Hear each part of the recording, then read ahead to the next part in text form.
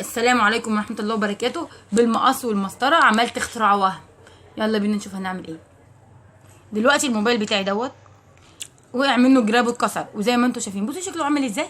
فانا دلوقتي جبت ورق الفوم البني ده عشان انا بحب اللون الغامق ده اهوت، وهجيب مسطره وقلم وهعمل له ظهر بدل اللي وقع. يلا بينا يا حبيبي نشوف هنعمله ازاي. دلوقتي انا هجيب الورق بتاعي اللي هو الفوم ده اهوت، وهمسك احط عليه الموبايل كده، بالمسطره هقيس، بس مش هعمله يعني بالظبط عشان انا عايزه الجناب كده. وهاجي من فوق هنا برضو نفس القصه كده. بسم الله. مش شرط بقى يكون الكفر بتاع موبايلك واقع زي حالاتي كده، ممكن انت موبايلك تغيري في شكله، تعملي اللي انت عايزاه، اللون اللي انت عايزاه، تكتبي عليه ارقام كده. وطبعا كلنا عندنا ورق الفوم ده عشان في المدرسه بيحتاجوه، فبنضطر نشتري منه كتير وبيبقى قاعد عندنا، والوان بقى واشكال وفي ارقام وفي حروف، ممكن تحطي فيه اللي انت عايزاه. انا دلوقتي بقصها اهو. هاجي هنا اهو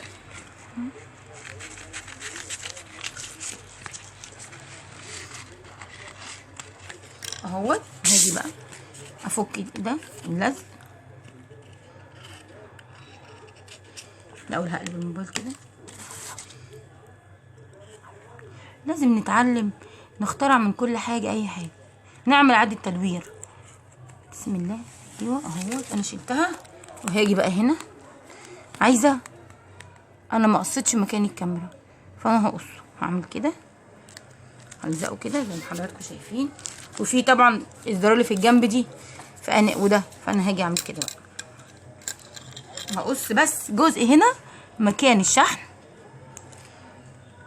وهاجي ده كده وده كده، واقوم جايه قصه الزياده دي، وهاجي هنا عشان ده الزرار بايظ برضو هلزقه كده، وهاجي بقى في الحته دي اهيت، والزيادات دي عشان ما تاثرش على الموبايل اهو. وهنا وهاجي بقى من عند دي كده، اجي عند الزراير دي اللي بتعلي وتوطي هقص كده، ودي اهو، وهشيل الزياده. بسم الله.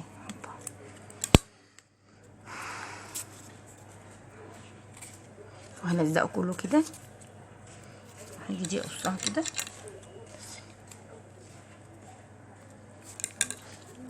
اهو. هنا بقى مكان الكاميرا انا هقوره بالمقص بحيث انه يطلع مكان الكاميرا بتاعتنا.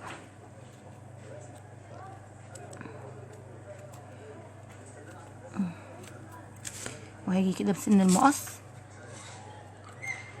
اقصها اهي،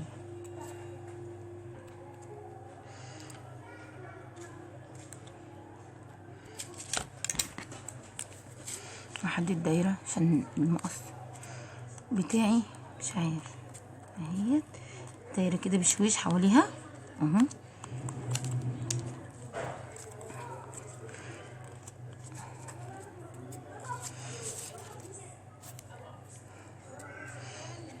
اهو حددنا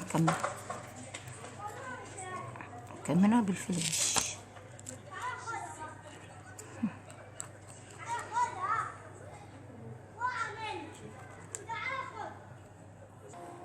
شايفين بقى يا حبايبي شكله عامل ازاي. وكان عندي عارفين النجوم اللي احنا بنجيبها دي بتنور في الضلمه، جبت واحده هلزقها هنا وواحده هلزقها هنا.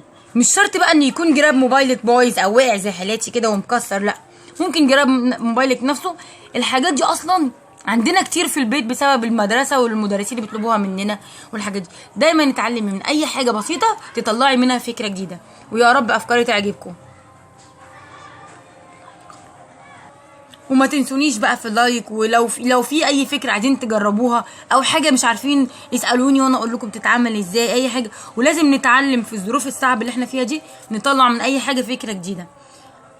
وما تنسونوش في اللايك بقى والاشتراك. والسلام عليكم ورحمه الله وبركاته.